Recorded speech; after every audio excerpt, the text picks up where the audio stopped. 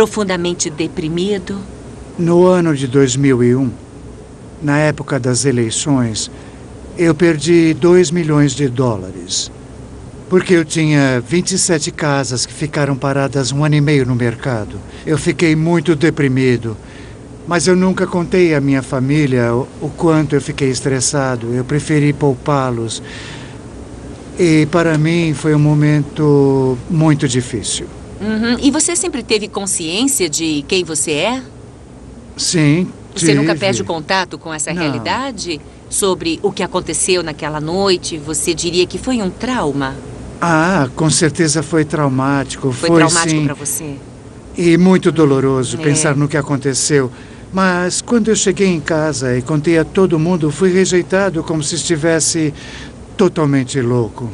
Isso deixou você muito Sim. magoado, eu entendo. Nada na minha conversa com o Chris mostrou que ele está passando por alguma ruptura com a realidade.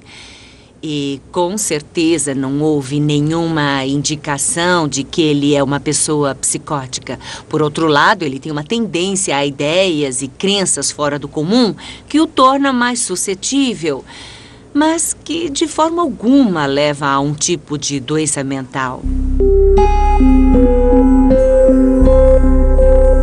Debbie aplicou um segundo teste, o MMPI-2, o Inventário Multifásico de Personalidade de Minnesota. E o teste mostrou que ele é mentalmente são.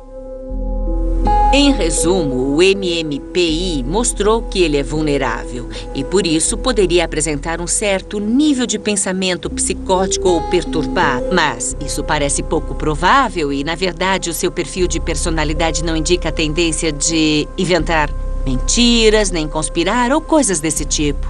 Se você dissesse essa pessoa é totalmente psicótica, isso seria muito mais fácil para nós. Mas esse não é o caso, não. Eu fiquei bastante aliviado, porque ele não tem nenhum transtorno de personalidade importante. Por isso, eu estou convencido de que isto não é uma fraude. Vamos, fale comigo. Queria que ela falasse. Simplesmente não faz sentido que ele esteja mentindo, que tenha combinado a mentira com os outros e conspirado com alguém. Contando uma coisa dessas em público, a pessoa tem muito mais a perder que a ganhar. Mas, no fim das contas, é a palavra dele de que viu essa criatura. E por isso ele tem que passar pelo detector de mentiras. O que aconteceu na noite de 8 de janeiro de 2007? Pareciam estrelas, aos nossos olhos eram estrelas. Chris Bledsoe e mais 4 pessoas realmente viram 3 OVNIs. Como uma invasão, entende? Foi exatamente isso que nós pensamos. Bledsoe foi realmente abduzido? Como é a sala? Luzes, controles. Como este caso é baseado no relato de uma testemunha, nós usamos o detector de mentiras para saber se Chris disse a verdade. Oi, Ivone. Oi, Steve. Oi, Chris. Oi, Steve. vai? Tudo bom? Tudo. É bom ver vocês. O detector de mentiras mostra se você está dizendo a verdade ou mentindo. Uma mentira é uma mentira, eu suponho. Isso O mesmo. detector de mentiras depende muito da interpretação do operador. Por sorte, temos o Bob Derdak, que é aposentado do FBI. Ele era encarregado da unidade na Carolina do Norte e é muito respeitado nessa área. Contei que é um teste para os puros de coração. Se está com o coração tranquilo e sendo sincero, dá tudo certo. Caso contrário, seu corpo vai mostrar isso e você não vai se sair bem. Geralmente é o que acontece. Olá, como vai? Olá. Tudo Olá, bem? sou Steve McGee, da MUFON. Steve, Bob Durdek, como vai? Como vai? Chris, Bledsoe. muito prazer. O prazer é meu. Steve, muito obrigado. Sim, senhor. Chris não veio em fazer o teste. Inclusive, ele já havia dito isso no seu relato original. Por isso, nós estamos confiantes de que ele vai se sair bem com o detector de mentiras. O verdadeiro detector de mentiras nesta equação é você, porque você é o único que sabe a verdade e vai dizer a este instrumento aqui o que está acontecendo dentro do seu corpo. E isso é o que nós vamos usar para determinar se você está sendo sincero ou não. Então, passe isto aqui pela barriga e se incline um pouco para frente. Eu vou puxar aqui por trás. Passei meses com medo de falar e ser ridicularizado. Mas decidi desabafar de uma vez ou acabaria ficando louco. E o mundo tem que saber que é real. É real. Estou pensando que, se ele passar, vai facilitar muito as coisas. Vamos ficar menos tempo por aqui. Eu já sofro de ansiedade de qualquer jeito mesmo. Então, procure ficar o mais relaxado possível. Pronto? Sim, senhor. Estamos começando o teste. Seu primeiro nome é Christopher? Sim. Existe qualquer coisa no seu passado que ponha em dúvida sua honestidade e integridade? Não. Você inventou qualquer uma das informações a respeito do que viu no céu na noite em questão? Não. Você conspirou com alguém para fornecer informações falsas sobre o que aconteceu na noite em questão? Não. Você inventou alguma das informações sobre a entidade que disse que viu na noite em questão? Não. Como resumiria o resultado? Bom, eu diria que ele não passou. As respostas enganosas que ele deu se concentraram nas coisas que ele realmente viu naquela noite. Então ele não foi sincero quanto à entidade? Eu acho que não. Sobre o que ele disse a verdade? É difícil dizer. Qualquer coisa que eu diga vai ser especulação. Especulação. Tudo que ele disse é mentira? Não dá para saber pelo detector de mentiras. Isso se descobre com a investigação, com as informações colhidas. E, em algum momento, tudo deve se encaixar. Você inventa informações sobre o que viu no céu na noite em questão? Qual foi a pontuação dele? Bem, pela pontuação numérica, ele seria inconclusivo. As respostas que aparecem como enganosas são sobre ver a entidade.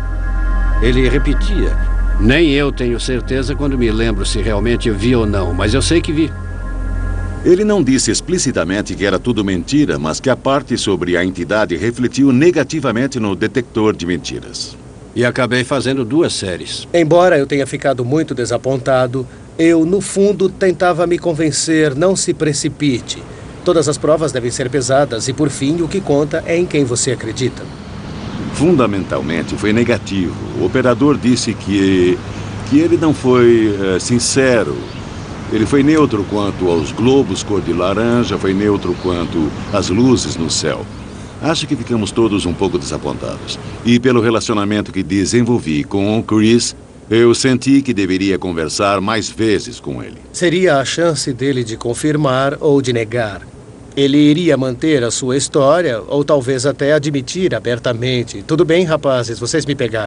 A MUFON anualmente investiga, em média, 5.000 aparições de OVNIs, das quais aproximadamente 85% são descartadas como erro de identificação de fenômenos naturais, atividades humanas ou fraude deliberada. 15% permanecem sem explicação. Grace Bledsoe não passou no teste do detector de mentiras sobre seu suposto contato com extraterrestres. Chegou o momento em que os investigadores da MUFON contariam a ele sobre o resultado. Ficamos realmente preocupados. Queríamos conversar com você para saber a sua reação. Tudo bem. Foi um momento constrangedor, porque eu iria contar a ele sem rodeios e ver o que ele responderia. A pergunta sobre a entidade foi o que gerou preocupação. Tá certo. Em resumo, o resultado com relação à entidade foi negativo. Tá. Quero ajudar a entender tudo isso. Foram momentos de tensão, de desconforto, porque sabíamos que ele ficaria constrangido, mas tínhamos que saber o que ele iria dizer. Eu conheço minha mente. Lembram que eu disse que é como se fossem 2 partes? Uma parte interior me diz que aquilo aconteceu. E há uma parte exterior que diz... talvez sim, talvez não. Mas eu sei o que eu vi. Eu sempre tenho pesadelos com isso. Não sai da minha cabeça. Estava lá, juro pela minha vida. Foi difícil não acreditar nele. Ele foi muito sincero e firme no que estava dizendo. Bom, eu sei o que eu vi. Na minha mente não tem nenhuma dúvida do que eu vi. O que essa máquina diz, eu não sei. E não me importa. Mas eu sei o que vi. E fico repassando isso várias vezes na minha mente porque é difícil de acreditar. Ele jamais voltou atrás. E foi muito sincero. Para mim, a história é válida. É uma história que ainda parece verossímil.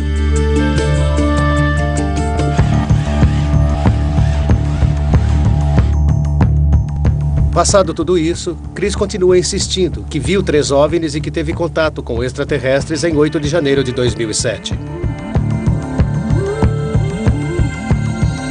A animação nos deu uma descrição muito vívida do objeto. Podemos checar nossos arquivos para saber se mais alguém viu uma aparição semelhante. Em casos como este, você tem que fazer o máximo do esforço e se certificar de cobrir todos os aspectos, levantando informações da polícia, de jornais locais e da mídia para verificar se alguém teria relatado alguma coisa semelhante. Olá, sou da MUFON, sou investigador de campo e gostaria de saber se você pode checar no seu arquivo se houve alguma aparição fora do comum em 8 de janeiro de 2007. A partir de janeiro de 2007, eu não encontrei qualquer caso na região. Contatamos bases militares da região, aeroportos, procurando alguém que tivesse relatado ou visto algum. Não encontramos nada. No nosso sistema de gerenciamento de casos, na época do caso de Bledsoe, eu encontrei um relato em 9 de janeiro de 2007. Um dos aspectos interessantes do caso Bledsoe é a descrição que Chris fez da nave no alto do morro. O que nos chamou a atenção quando verificamos os arquivos da MUFON foi que encontramos um caso semelhante de 2001 em Wisconsin, no qual a nave que foi vista era praticamente idêntica à que Chris descreveu. O formato de ovo, as pontas, inclusive, quando coloquei as duas lado a lado, fiquei surpreso com a semelhança. Descreve praticamente a mesma coisa que as testemunhas do caso em que estamos trabalhando agora. 2 casos em regiões diferentes do país e em épocas diferentes, nos quais as naves são tão semelhantes, é muito impressionante. Agora que temos essa outra aparição em Wisconsin, a questão é: isso é uma coincidência? É uma fantasia coletiva? Ou as pessoas realmente viram o mesmo objeto em 2 estados diferentes? Com base na diferença de época, tenho que dizer que as pessoas viram o mesmo objeto. O que vamos fazer? Passar por cima? Vamos falar sobre uma conclusão para um evento desses. A realidade é que, trabalhando num caso como este, nunca se tem uma solução nítida. Temos vários indícios, muita informação, muitos testemunhos e nunca saberemos com certeza o que aconteceu. É muito frustrante não conseguirmos reunir os dados necessários para provar que alguma coisa realmente aconteceu. Mas, ao mesmo tempo, sabemos que isso está acontecendo. Sabemos que as pessoas estão passando por experiências assim. E realmente seria negligência não investigar. Não podemos simplesmente ignorar. São coisas que estão acontecendo com as pessoas todos os dias. Elas estão vivendo essas experiências. Queremos estar presentes, não só para tentar entender o que está acontecendo, mas para poder provar que tudo seja real.